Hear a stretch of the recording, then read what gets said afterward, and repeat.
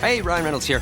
Wishing you a very happy half-off holiday because right now Mint Mobile is offering you the gift of 50% off unlimited. To be clear, that's half price, not half the service. Like, Mint is still premium unlimited wireless for a great price. So that means a half day.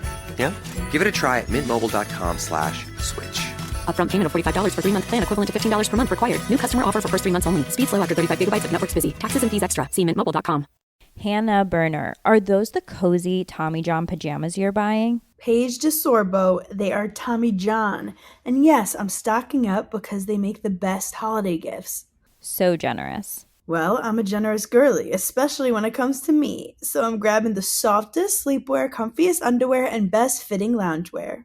So nothing for your bestie. Of course, I'm getting my dad, Tommy John. Oh, and you, of course. It's giving holiday gifting made easy. Exactly. Cozy, comfy, everyone's happy.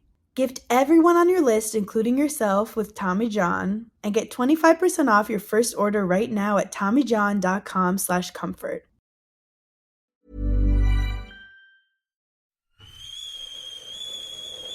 Oh, the kettle's boiled.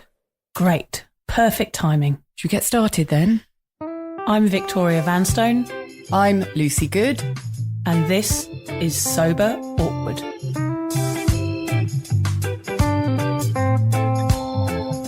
Right, Lucy, over to you. Thanks, Vic. So whatever stage you're at on your sober journey, and Vic and I are at completely different stages, you'll know that life without booze can at times feel, what do you reckon? Awkward. Lucy and I invite you to listen to our podcast where we discuss the realities of sobriety, the good, the bad, the ugly, and the cringingly embarrassing. Our honest and open chats will help you discover what it really means to be sober. Yes, we're here like a dodgy bottle of port from your nan's drink cabinet to take the edge off sobriety. And together we can learn how to feel the awkward and do it anyway. What is it? Do I have to wait? Can't I have it now? No, you can't have it now. It's a present for later. I'll do it in a minute. Oh, God. Right. Hello. We're here. We're in our little studio with Alan again. Alan, our lovely sound guy, is here. How are you doing, Alan? Where's my money? Oh, he's gone out. Well, I thought you said that we could use the studio for free. Oh, so I thought I haven't discussed any finances with him anyway. Oh, he's a fucking pain in the arse anyway. Oh, we'll have to find At somewhere. least he's gone. He'd be moaning that we've got all our sounds wrong if he was here. I'm desperate to know, Lucy. I don't know whether our listeners have listened to the last 2 podcasts, but this is podcast 3. And in the last one, Lucy was getting prepared to go to one of her first major sober social events and was extremely excited about it and determined to be the good friend and show up, even though she was a little bit nervous about it. So how does it go, Lucy? I'm so desperate to know. Oh, I'm so embarrassed. Anyone listening, I am feeling like I'm going red from the neck upwards, but I didn't go. Oh, Lucy, how come? I couldn't do it, Vic. I feel really stupid because I was on the last podcast bigging up what a good friend I am to this friend whose birthday it was. Special birthday, special number, wasn't going to let her down. Didn't matter how hard it was for me. I was going to be there for her. And I was going to be there for her. And I woke up on Saturday morning with every intention of going. I think the first thing that went wrong was I decided to have a look at the menu at the venue before. Oh, yeah, right. Which I know is a little bit sad. Yeah, no, but when prepared. you don't drink, you know, your food means a lot. Yeah. And also because it was going to be with people I didn't know, I thought I'll just check out the menu first because I might be having conversations with people and I can't look properly. I know it's very sad. I'm trying to make excuses for it. But in checking out the menu, I realised the venue was more of a bar than a restaurant. Okay, right. Well, fair enough. It just put a crack in my enthusiasm to go. And it just shows you how stressful these events can be. Like, you build yourself up. You really think you're going to be able to go there and be strong and be the only sober person at the party. But as that event probably gets closer, you realise that is actually a really hard thing to do. And we all have to experience those moments. And of course, our saying is feel the awkward and do it anyway. Except I did. But Lucy felt the awkward and didn't do it anyway. Oh, well. So I'm probably about 7 months sober. So I mean, as much as embarrassing it is to admit that I just didn't go to my friend's birthday. And I did send her a lovely message. I know I didn't even phone her because I just felt really down. I was beating myself up about the fact that I wasn't going. And I do feel terrible. Her present is still sitting on the table at home. Yeah, but I remember we chatted about it, and I was thinking that actually it's really good to know yourself well enough. I mean, the positive aspect of this is that you know yourself well enough that you weren't ready to go, and to know that in your heart is actually a nice, you're being kind to yourself there, because you're not going to put yourself through something that you're not going to enjoy and that's going to make you feel uncomfortable. No, that's absolutely right. And I think it's really good, actually, for as much as I hate to admit that I didn't go, it's good for the listeners to know that at 7 months you can still be struggling to do these things and you can have really good intentions. And I will just quickly add that there was a group chat where everyone was talking about arrangements for the evening, and the following morning when I felt a little bit better, I'd had a sleep, I messaged them, group of ladies I didn't really know, and explained. I said, look, sorry I didn't make it. I've actually been sober for 6 months and I just backed out at the last minute.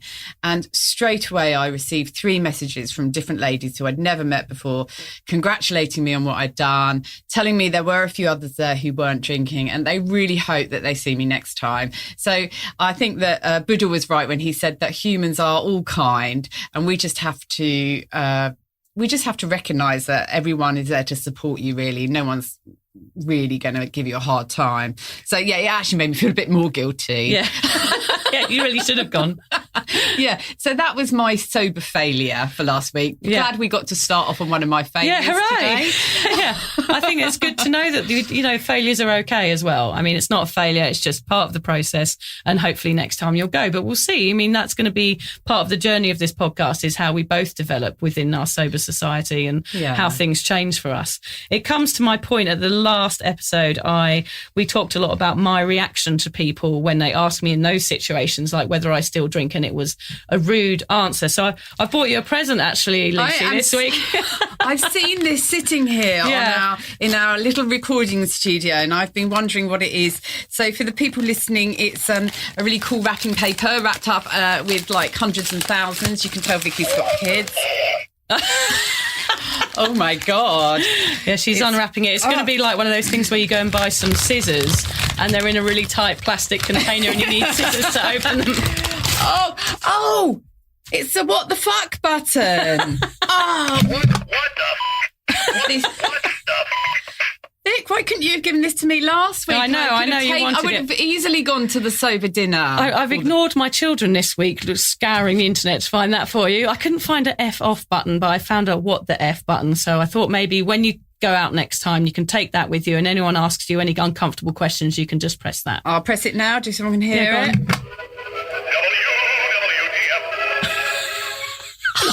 Why did you do that?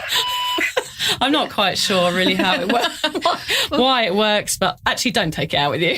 It's stupid. I love it. I'll keep it forever. Okay, good. Excellent. As long as you can open it properly. So what are we talking about today, Lucy Lou? Well, it's great. Our topics always roll on really well from the last ones and from our conversations and everything that's happening in our world. And this week we're talking about boredom, bored. So there's no getting around the fact that the word sober is linked to the word boring in our conscious and subconscious minds. And at over 3 years sober for Vic and 6 months for me, we get it. So are sober people boring? Is being sober boring? How do we handle the boredom that comes with sobriety? And is it actually boredom, or is it something far more exciting like freedom, space and time, which you're unsure what to do with after drinking for so long? Or is it drinking that's boring, Lucy? I mean, repeating the same old patterns really did get boring for me in the end. What we want you to take away from our podcast today is to know that it is normal to associate sobriety and boredom. But we'd like you to take another look at it and decide for yourselves whether choosing a sober life is really a boring choice compared to boozing. We want to help you handle those feelings of boredom throughout your sobriety journey, including how to reframe them and embrace them for what they really are. Stick with us, because I promise we're not boring. Well, I don't think we are anyway. Oh, sorry. Have Lucy, wake up. Sorry, you've got such a monotonous voice. I know, monotone. I've also got very flat eyebrows as well. So I've got like one eyebrow and a very monotone voice. I knew there was a reason you were so bloody boring. Anyway. Not a good combo. Anyway, look, to get started, what I wanted to talk about was the reason why we associate sober and boring, because it is definitely a very strong link. And when I was planning this podcast, I decided to stick it into Google, as you do, and see what came up. And what came up was, number 1, not affected by alcohol, not drunk. And number 2, serious, sensible, solemn. So basically there ends the podcast, because that is the reason why everyone thinks sober and boring should go together, and Google's confirmed that they are linked. Yeah, I guess that's why a lot of people don't ever attempt sobriety, is because of that. If they just Googled it, they'd be like, why would I do that? That is the most stupid thing anyone could ever do. Yeah, why would you do that to yourself? Actually, I don't think those words represent us, Lucy. I don't think I'm serious, sensible or solemn. I'm definitely not sensible, I know that. And I don't think my friends would describe me as boring either. What we want to look at today is like, what are our honest thoughts on how we used to feel about sober people? Like, were we boring or are they boring? I don't really know how it works, Lucy. It's a bit like the chicken and the egg, what comes first. But I think it's really important here that we talk about how we felt when we were drinking about sober being boring and what our thoughts were, because we certainly don't want to come across as high and mighty and to know it all, because we certainly don't. We're in a learning process. And looking back at my drinking days, I'm quite embarrassed about a lot of the thoughts that I had and what I felt about it, about how drinking was just so bloody boring. What are some of the things that you used to think, Vic, and when you were a big drinker? Well, I used to hate sober people. In fact, I detested them. I thought they were horrible. I thought they were orangina, swilling dullards is my note I've got in front of me here. That was my 3 words that came to mind. Like, I thought they were smug, the most boring people in the whole world. And because drinking was so ingrained in me, I couldn't see it from another perspective. I was unable to see out of my drinking bubble. So therefore, I hated anybody that could see me drunk. I hated anybody that was judging me. And I guess sober people were everything that I wasn't. So therefore, I probably was very teenagery about it. Kind of an immature attitude was to hate something that I didn't understand. I think my drinking attitude was like that probably for 25 years. I felt sober people were a threat to me. They were there to ruin my fun. They scared me a bit because I couldn't understand them. They looked like a psycho standing there with like a fizzy water. I just thought, oh my God, that person's probably a stalker or something. I know it's terrible. This is just the honest truth. I just wasn't. Just let it all out. Yeah. Let it all flow. I think deep down, Lucy, though, like thinking about it now in sobriety, my sister is 20 years sober, and I remember that she used to be sober at a lot of the events where I was absolutely hammered. And I remember looking at her and thinking, oh my gosh, you are amazing. Like all of these things that we're doing and you're just putting up with it and joining in. She used to be there in a feather boa singing karaoke with me at 3:00 in the morning. And I just wondered how she did it. And I felt like she had some magic in her. And perhaps sober people scared me because I didn't know how to grasp onto that little bit of magic that they had. I just didn't think it was a possibility for me. And I'm sitting here like a nodding dog, agreeing with everything you're saying. Good. It was I like it when you do that. It was almost as if a sober person in a bar was an offensive sight. Yeah, absolutely. Offensive on the eye. Absolutely. Isn't that strange? Yeah, Isn't that awful? It just ruined the fun. But in fact, they were making you question yourself. And because, as you say, you couldn't put your finger on what it was about them that was upsetting you so much. So you label them. As boring. Yes. And boring's a really easy one to put on them. Yes, it's like the school bully saying, you are this, you are that, when in fact, they're the one that's probably got the issues. It's not the kid that's being bullied, of course. It's the bully. And I was probably a drinking bully, actually, if I really think about it. I bullied other people. I'm not proud of it. And I do regret that. But it's just the way I was. Drinking was all I knew, and drinking was it was fun for me. So I couldn't redefine it in my brain. So anybody that wasn't involved in that fun, therefore, was not part of my gang, and I didn't want them anywhere near me. And for me, I think I felt that I was boring if I didn't drink. I genuinely felt I was a boring person. When you have drink in your life, you use it to build the character that you become, and then you need it to be that person that goes out and makes everybody laugh and does the stupid things and is outrageous and wild. That's who you are. And you actually can't do that when you're not drinking and you're boring. You've got to have that alcohol to be fun, which ultimately means that without alcohol, you're a boring person. And that's a terrible way to describe myself. But I did, honestly, I didn't think I was enough without alcohol. I didn't think anyone would like me. And I thought I was boring if I didn't drink. And I'll even go so far to say that I felt that there was no point in even going out if I couldn't have a drink, because it would be a boring night. Yeah, same here. I mean, why would you go out and not drink? I just couldn't fathom it. It just seems like such a strange thing to do in my past. You just wouldn't bother. No. And I remember occasionally, like very rarely, like being the driver or something and just not being able to talk, not being able to join in and finding everybody really annoying. And I just thought, God, I'm never, ever going to do this again. I'm leaving the car at home. We're all getting taxis, whatever. I would do anything to avoid being the sober person. And I very rarely was. I mean, I was always in a blackout before anybody else. So like, I'd say that was probably once that happened and I never, ever let it happen again. Yeah, I used to make it very clear that I will not be playing my part as the sober driver. I just won't be coming when it's my turn. Yeah, classic. So you haven't passed your test. No, sorry. I'm still learning. Any excuse, yeah. Crazy days, I know. Yeah, so it's sad really that we thought that at the time, because actually now we're learning another way. And actually it does take some learning. I think that's what we'll talk about a little bit. It takes a huge amount of learning. And I'm really glad that we've discussed that, because we've been open about how we felt, and there will be people listening in who think, I actually feel like that now. I still feel that way. So that is how we used to feel. And you might feel very similar. You might feel, that it's slightly different, but, still feel that boredom that creeps in, and with anything around sobriety. And sometimes it's just another way of avoiding facing the fact that you need to make some changes, because you think life will be too boring and you need alcohol in your life to make it more exciting. So also what you're saying is like you are actually trapped by the thought of being boring. So you get trapped in a certain type of lifestyle because you're scared of being your authentic self, which is the truth. Totally, because obviously alcohol is going to take away who you truly are, because you just become somebody else when you're drinking heavily, like me and Lucy did for years. I mean, everybody liked me because I was the life and soul of the party, but, I was in a blackout, so I never really remembered anything. So really, for all those years, I was trapped in a life because I didn't want to be that boring, sober person. And I guess Lucy's the same. We were scared of being boring. It was beliefs that we created for ourselves, stories that we'd made up in our heads, and they weren't the truth. They're weren't the reality. But when you get sober, you do suddenly realise what the reality is. Having said that, getting sober can still be boring in some ways.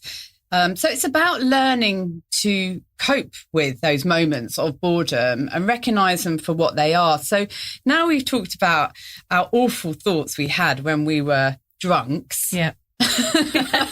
Terrible Sorry, drunks. that's a terrible word. No, so I don't mind. I was a right old drunk. You can say it now, you're not. Yeah, I don't mind. Let's just talk about how, I'd like to ask you maybe first, Vic, now that you've been sober for 3 years, how have you dealt with those feelings of boredom on this journey?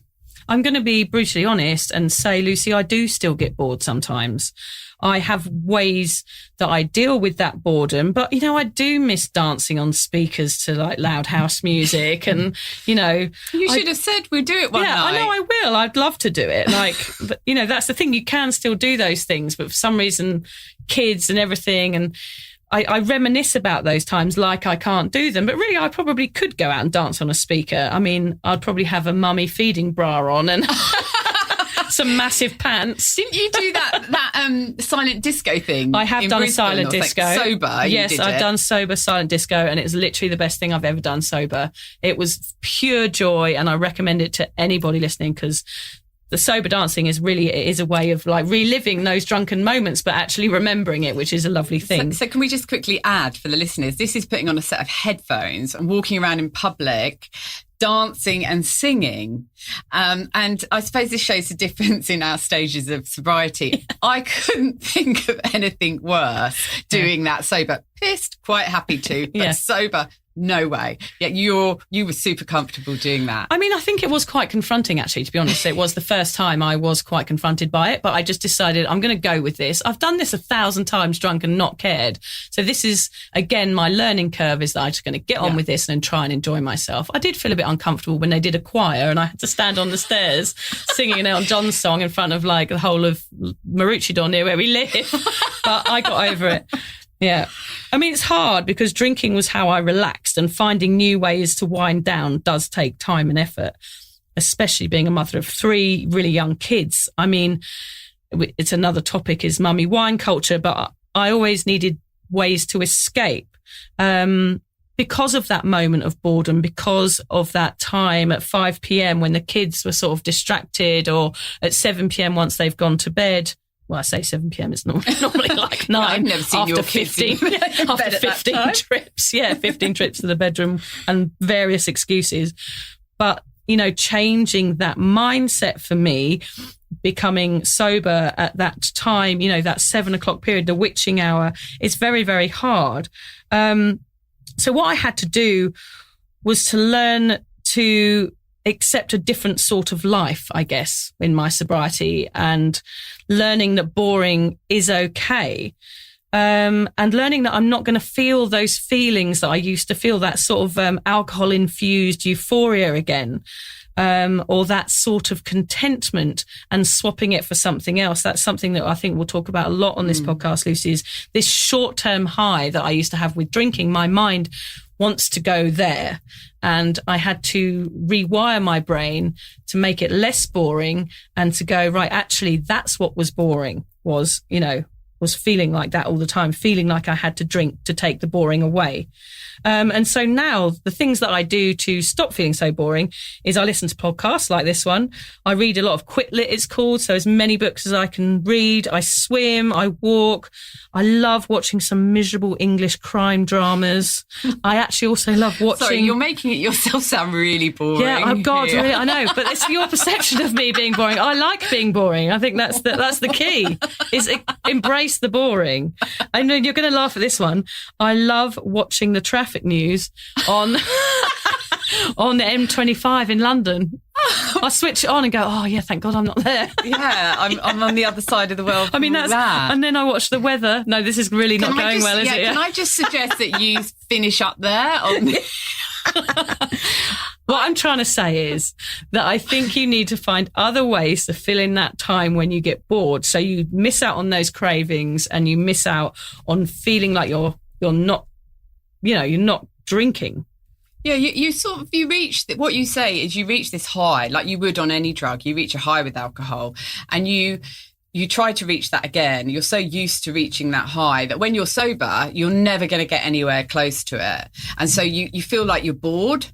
And you desperately want to reach that high, and you've got to talk to yourself into the fact that that high that you reach is so short-lived. So I'm just going to stay in this space that I am now, and I'm going to entertain myself in a different way in this space. And if that's watching the M25 news, exactly, or whatever it is, I mean, I'm going to share some things that I do, and they'll be equally funny, I'm sure. So you can take the piss out of me. Okay, good. But I've made some notes as well as to some of my thoughts from my sobriety journey around boredom. And I actually picked today's topic because I wrote an article for Vicky's website, Drunk Mummy, Sober Mummy, about the first 100 days of not drinking and my experiences of it. And if anyone wants to see that article, I'm really proud of that because it was the first time I really put anything about my drinking and sobriety out there.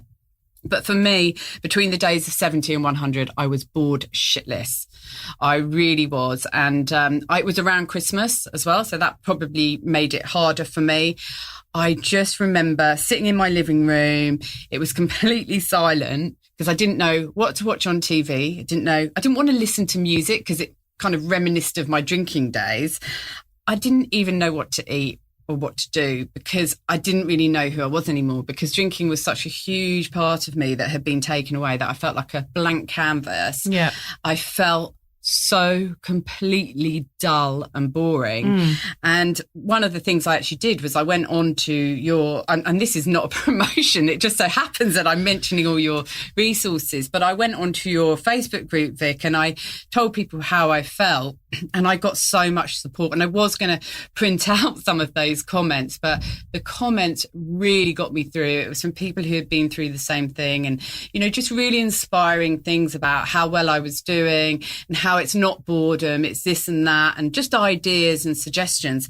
So that really, really helped me to get through those periods of time when I was really struggling with boredom in sobriety. And agree with you, Vicky, there are still moments of boredom, but they do get less and less, I think, don't they? Absolutely. And now those moments of boredom, I just like to, you know, sit with them and enjoy them, because it's so much nicer being bored than living a life of chaos, which is what drinking was doing to me in the end. Yeah. I mean, the answer was clear. If I had to choose between the two, I was bored of drinking. And I would swap it any day. I would rather be boring and watch the news and the traffic on the M25. Rather than sitting there and thinking of the hangover and the anxiety. Yeah. You know, what is boredom compared to all that? It's lovely, really, isn't it? Yeah, it's almost heaven. like peace. Yeah, it is peace and tranquility, really. Exactly right. Yeah, and you learn to live a more peaceful life where you enjoy that tranquility that some people see as simplifying boredom. things. Yeah, just simplifying life and taking it down to that one level, which we talk about a lot, like turning your life into more of a flat line than this kind of squiggly line that's going all the way up and down, and there's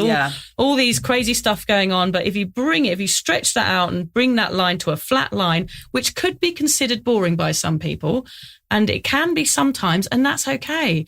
Like, being boring is so much nicer than being drunk. I think that's a really good point. I was having a conversation on the phone with a friend of mine who still drinks, and I said to her, there is nothing in my life that isn't easier now I don't drink.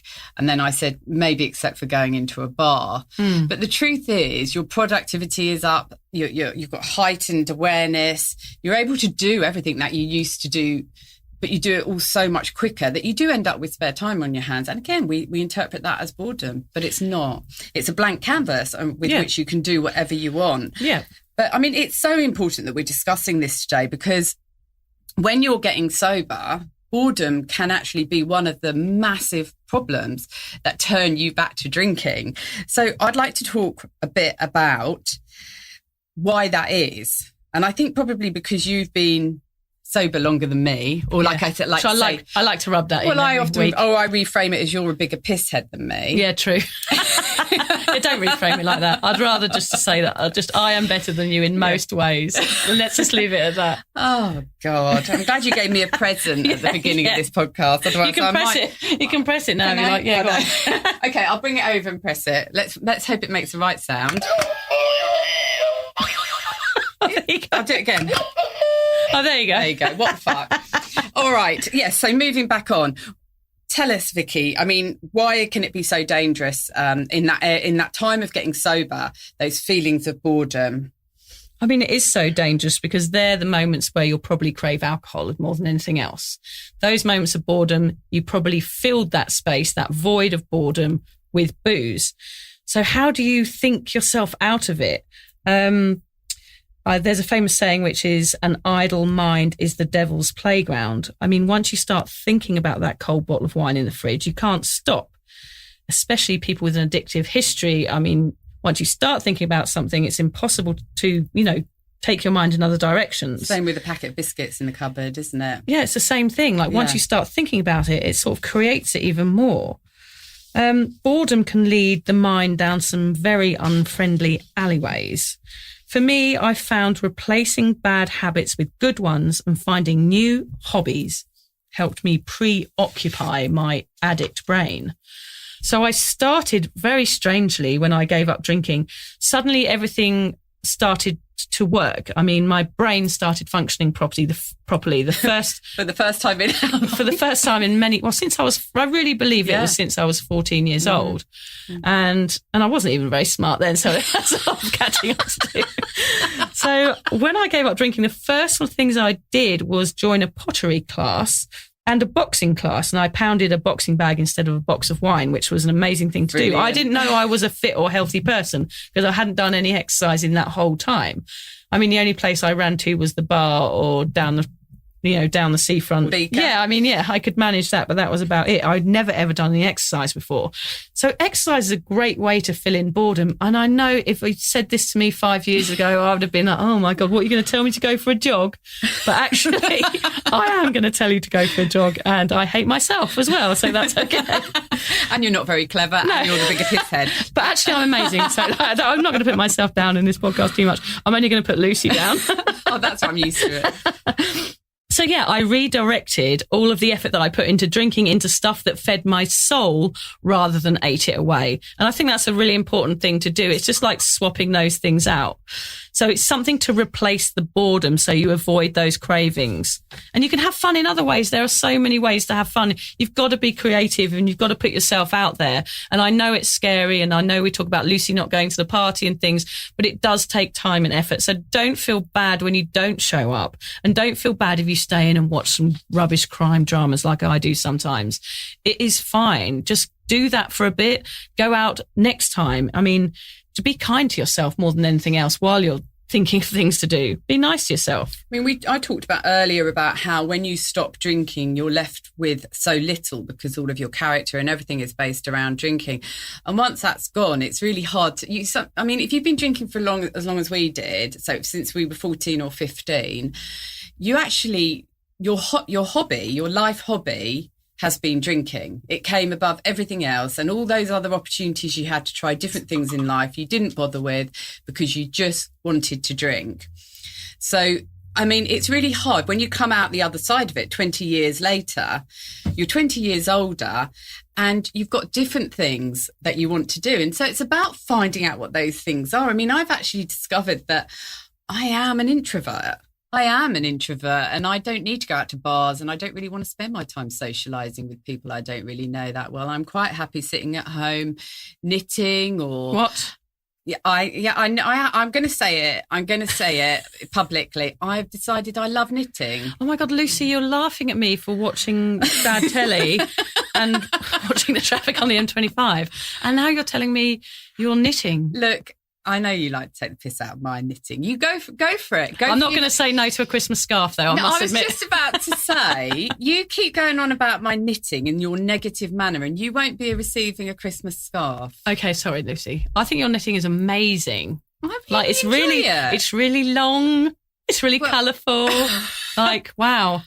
Your kids loved it when they saw That's true, all my did. lovely, long, colourful things. I think they unthreaded a few of them as well, actually. Lucky it was your kids. Naughty little urchins. No, I mean, I love sitting at home, putting something on Netflix, relaxing with a cup of tea and knitting. It turns out that's who I am now, 25 years after drinking. I'm 46 years old. It's okay to do those things. It's not a good look going out and getting completely pissed in the local bar at my age. It was okay. We could get away with it when we were younger, but not anymore. So, yeah, that's just something that we discover about ourselves as we move on in our sobriety journey. So, we really want to give people to take stuff to take away from this podcast. We want people to go away and think, okay, I'm going to do this. I'm going to get sober, and I'm not going to, if I feel bored, these are the things I'm going to do. So let's just talk about some of the ways that we manage, other than knitting and watching the traffic of the M25 in England. What are some of the ways that we manage the feelings of boredom and stopped ourselves from picking up that wine or that beer or that vodka and drinking again? Vic, you start. I think one of my favourite sobriety sayings, I don't know, it came up on my Instagram feed, which actually is a good point, actually. I really recommend, if you are considering sobriety, making a separate Instagram feed than your normal one, and just following people that are on the same path as you, because I did that with my Drunk Mummy, Sober Mummy Instagram page. And now if I'm feeling bored or if I'm feeling cravings or anything like that, I can scroll through and see people going through the same thing, and it's separate to my family pictures and all that sort of thing. But I was on there one day and there was just a picture of an old cassette tape, like a sort of 80s style stereo cassette tape, and it just said underneath, play it forward. And for me, that means everything. It's not the case of me just having one glass of wine. It's me having the second glass, the third glass, the fourth glass, and then being in a blackout. So if I sit in those moments when I'm bored and play it forward and think about how alcohol really affects my life, it makes me not drink, and it makes me not feel bored because actually I'm just so thankful not to be that person. So I just sit with it. I just sit with that feeling. I feel the feels and I let that absorb into my body, and then I go and put the kettle on. It's a really, really simple tool just to sit with those feelings. Remember how drinking makes you feel, all of the anxiety, the hangovers, all those horrible side effects. Also, another way of reminding myself is just to look at my children and remembering my reasons why, because really they are my reason why I am a sober woman now, is because I wasn't present for them each Sunday when I was hungover. And if I just look at my children, I mean, sometimes I look at them and I wish I could have a drink. I wish I could just run away down the road and shove my head in a drain. But most of the time I look at them and they are my reason for continuing on this journey, because I just love them so much. So, and also just thinking about hangovers, how they made you feel. And if you have an app like a sobriety app, that's a really good way of distracting yourself from the boredom. Just look at how well you're doing, count your days, and really you don't want to drink because you don't want to let yourself down. Because if you have got a few days on there, it kind of does spur you to go on. So I do recommend getting one of those. But really it's distraction. It's distraction from the moment. It's about thinking about your drinking habits, why you're trying to slow down, and your reasons for continuing on this path. And I think that's a really, really good way, is just to sit there and feel it. To follow on from that, what I say is, and it's similar, is just to take it minute by minute. Yeah, day by day, minute by minute. Yeah, that's what someone on the group, the sober group, that when I went on and I was struggling with boredom, actually said, and like your cassette tape, Vic, it really resonated with me. It's like, if I can get through this minute, then I can get through the next minute. If I can get through the next 5 minutes, I can get through 15 minutes. And that's all that you need to do, is you just need to find little things to help you get through those small periods of time, whether that's knitting, meditating for some people, writing a book. Vicky wrote a book. That's one way to distract yourself. Pick up the phone and phone a supportive friend. And I always actually remember when I was struggling, and Vicky was aware of that. And she would say, look, if you're ever in need, you can call me anytime. And I needed to contact Vic for some reason. I think I was just changing the time we were meeting up one day. And then I thought, she's going to be really busy with the kids now. I won't disturb her. So I just sent a quick text saying, can you call me when you get a moment? Oh, God, or can you call me? Of course, she phoned me straight up going, oh my God, are you okay? Don't have a drink. And I said, oh no, I just wondered if we could meet half an hour later. I thought you were passed out with a bottle of vodka. I was like, oh God, she's gone back. She's gone back to it. She's gone to the other side. She's gone to the dark side again. But yeah, I had Vic, and I actually had a few people who I could turn to and have a phone call with. And you work out who those people are. And sometimes they're people that you don't expect, the ones who are going to entertain you, take your mind off of having a drink. I've got a local ice cream shop, so I'd sometimes drive over there and grab an ice cream, eat whatever you want. Don't worry about what you eat. The one thing you've got to do, one thing only, do not put a drink to your lips.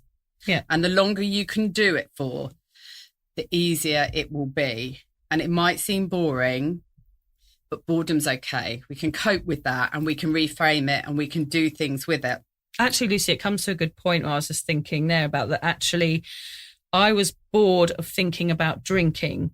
Yes. So it's like the opposite. Actually, in the end, the boring thing swapped around for me. It wasn't that I was scared of being bored. It was actually I was bored of drinking. So yeah, the whole scenario sort of flipped on itself because I was so preoccupied. And I think that's what we're going to talk about next, is like there's a few funny comparisons where you realise that drinking is actually boring. What were yours, Lucy? Oh yeah, but can I just say, you just made such a great point there. I just want to make sure you do get so bored. And I think if there's people listening who are still drinking, how often are you thinking about drinking? Are you thinking of it first thing in the morning? Am I going to have a drink today? Playing with your mind.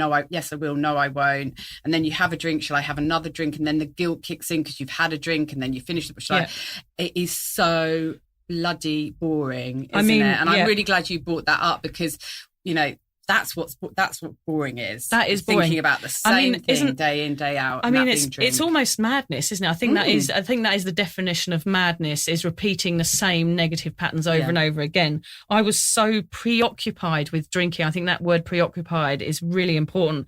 It was all I thought about. Not all the time when I was with my kids or anything like that, but when I was out, if I was around alcohol, I wasn't in conversations. I wasn't engaging with people with like cheerful interactions.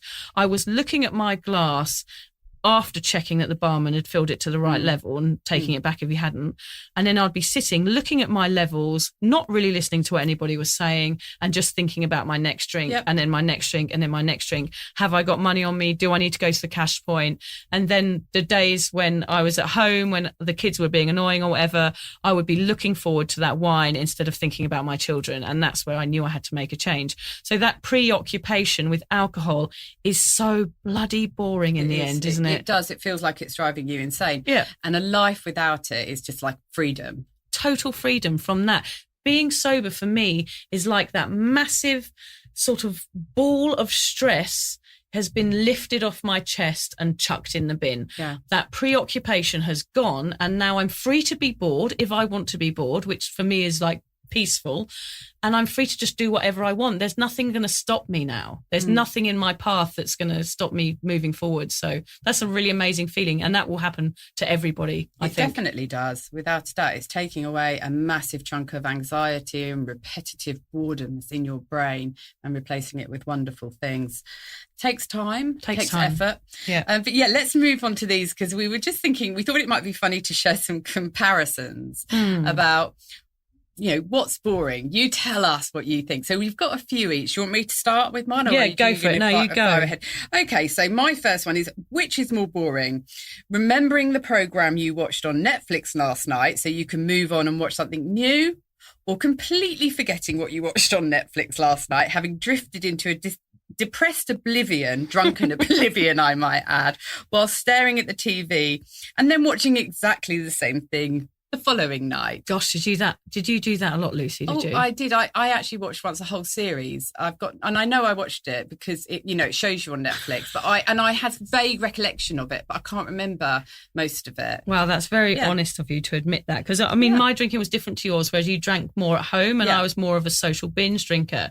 So that's like a real, so I was like that.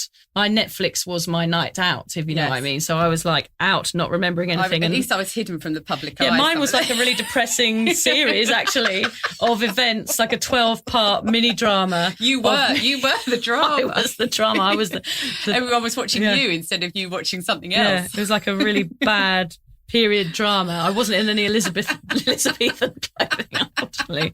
It wasn't weird, but yeah, it basically was a depressing, like those dramas that I watched, probably, but I just couldn't remember any of them, so it didn't really matter. But yeah, that's sad, really, Lucy. If I think about, honestly, we talk about that, like you sitting at home watching TV and drinking on your own, I find that sad. I feel sad when we talk about things like that, because it's not a nice place to be. No, it's not. It's very isolating. You shouldn't feel the need to do it, but I did for many years. Yeah. And I guess it does sometimes have to get to that point where it gets so bad that you ask yourself that question. And we've covered that, I think, in podcast number 1, didn't we? So. Yeah, questioning, So, I remember many nights where I'd be sort of grinding bar stools at dodgy drum and bass clubs.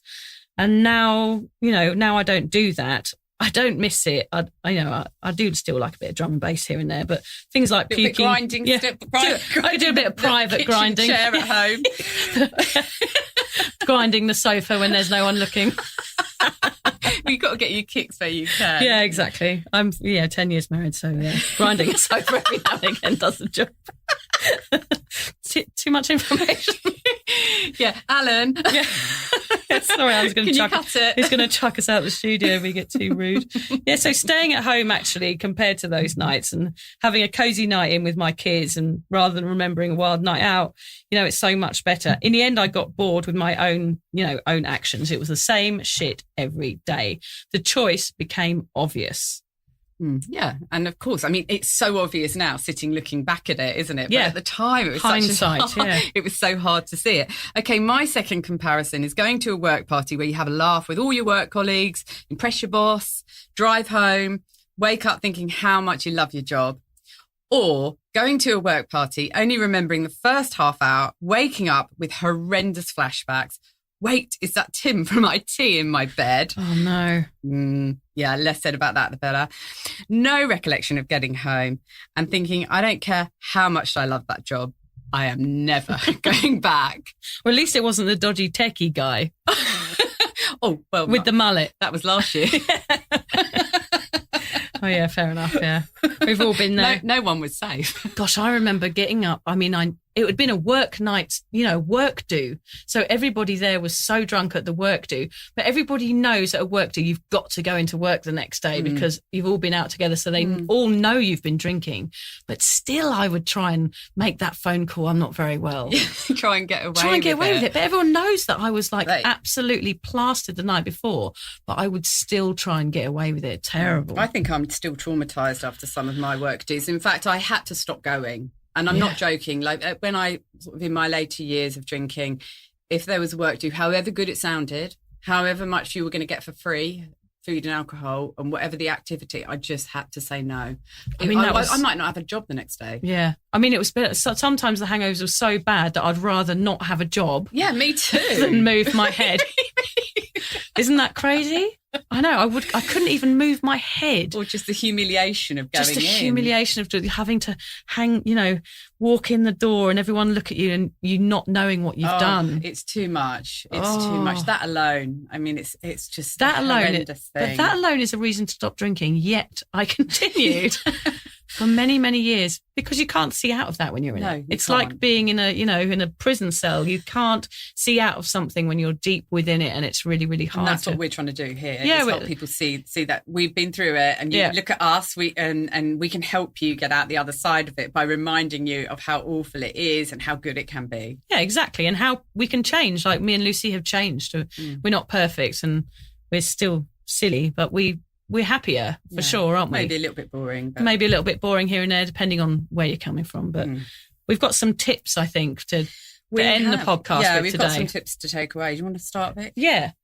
So you only have to look at a dictionary to see why people think sober is boring. The question is, will you be guided by a definition and fall neatly into that box? Or will you tread your own path and discover the truth about the sober, boring myth? Tread your own path. Yeah, tread your own path, people.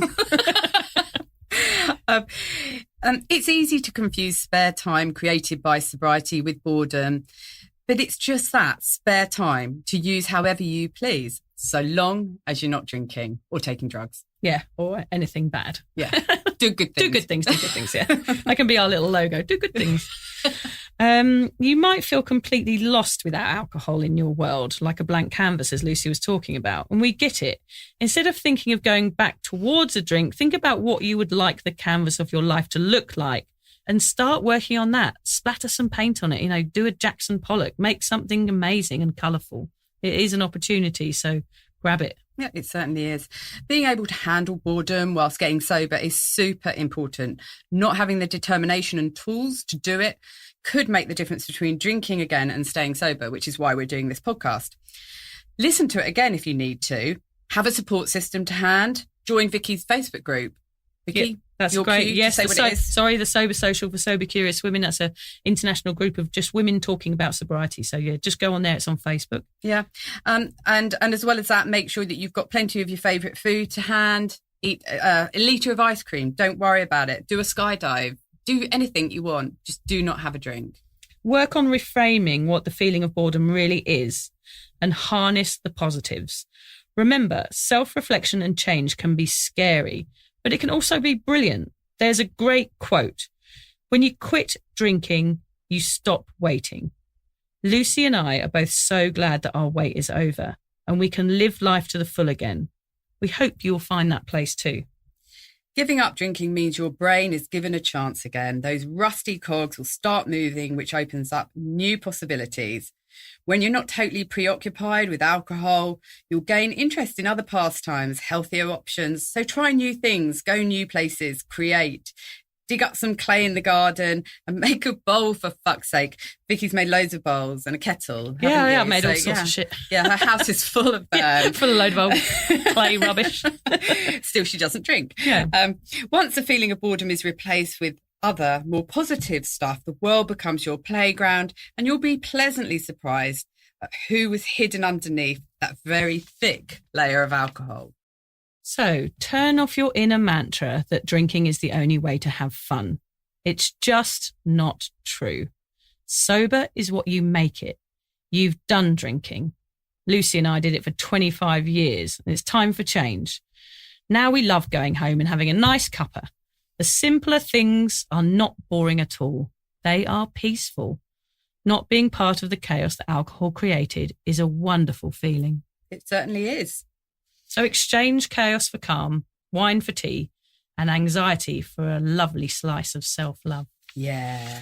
We love a bit of self-love. We'll be talking a lot about that in the future, I think, because that is the other sobriety path. It isn't just about giving up drinking. It's about who is underneath those layers of alcohol. Wonderful person you're going to find underneath. Yeah. Now, look, before we finish, you've got something you want to say, really great little reminder to everybody listening. Do you want to read that out? I just wanted to say that I think it's important to let our listeners know that even though Lucy and I joke about our past and crazy drunken behaviours in this podcast, we are serious and passionate about helping others dealing with alcohol addiction. The normalisation of binge drinking in society and the effect that alcohol abuse has on individuals, relationships and families can be devastating. We do not underestimate the impact of alcohol that it's having on people's mental health and their physical health. We hope our stories, our humour and our personal insight will inspire you to reach out for support. We also hope that we are proof that actually sober doesn't have to be boring at all. Well said. Love it. Time to go and get some more chocolate. Yeah, that's what we do most times I'm leaving here, isn't it?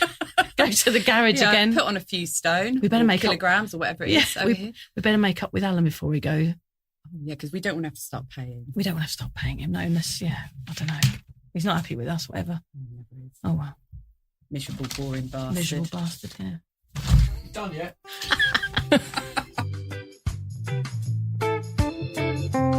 Thank you for listening to the Sober Awkward podcast. If alcohol is affecting your life in a negative way, you're struggling to moderate, or your hangovers are causing anxiety, it might be time for you to reach out for help. Contact your local doctor, a therapist, or connect with a local AA or sobriety group. In fact, Vicky's got a really great one. Yeah, it's the Sober Social for Sober Curious Women. You can just search for that on Facebook. Lucy and I will both agree that even though this journey can be awkward, it's definitely worth it. And if we can do it, then you can too. For more support around sobriety, head to my website, drunkmummysobermummy.com. And Lucy runs an online space to support and inspire single mums. Find out more at beanstalkmums.com.au. Finally, if you've loved the Sober Awkward podcast, don't forget to subscribe, rate, give a review and share it with your mates. But don't worry, we won't be angry if you don't. I might be a bit angry, Lucy. Can't say that. They won't mind. No, it's just rude. No.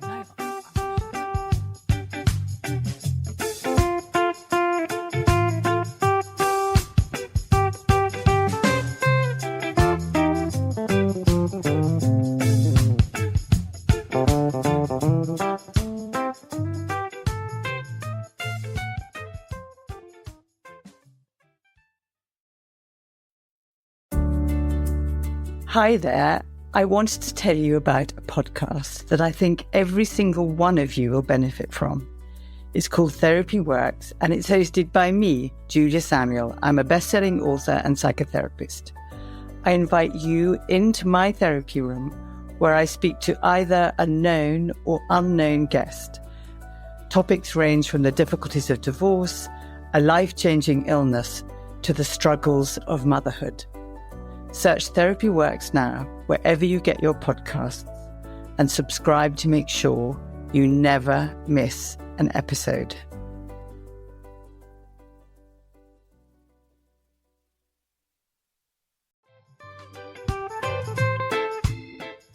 Vic, so do you fancy coming on a sober holiday?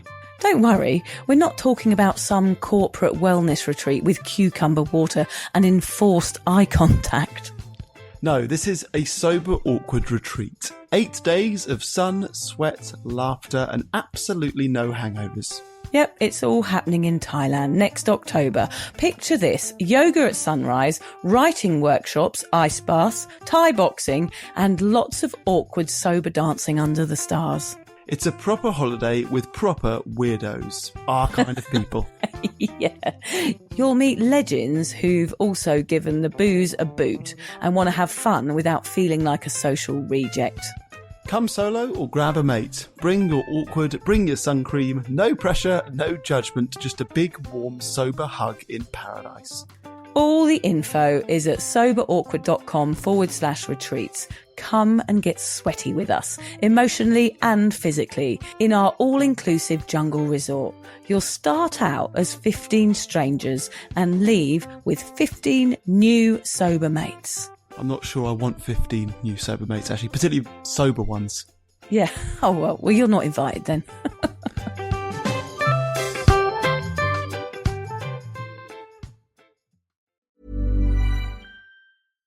Hannah Burner, are those the cozy Tommy John pajamas you're buying? Paige DeSorbo, they are Tommy John. And yes, I'm stocking up because they make the best holiday gifts. So generous. Well, I'm a generous girly, especially when it comes to me. So I'm grabbing the softest sleepwear, comfiest underwear, and best fitting loungewear. So nothing for your bestie. Of course, I'm getting my dad, Tommy John. Oh, and you, of course. It's giving holiday gifting made easy. Exactly. Cozy, comfy, everyone's happy. Gift everyone on your list, including yourself, with Tommy John, and get 25% off your first order right now at TommyJohn.com/comfort. When the flu is keeping you up at night, don't try to tough it out. Knock out your flu symptoms with NyQuil Intense Flu. You got this. It provides powerful relief of your flu symptoms so you can sleep well through the night. NyQuil Intense Flu. The nighttime sniffling, aching, fever, best sleep with a flu medicine. Use as directed. Keep out of reach of children.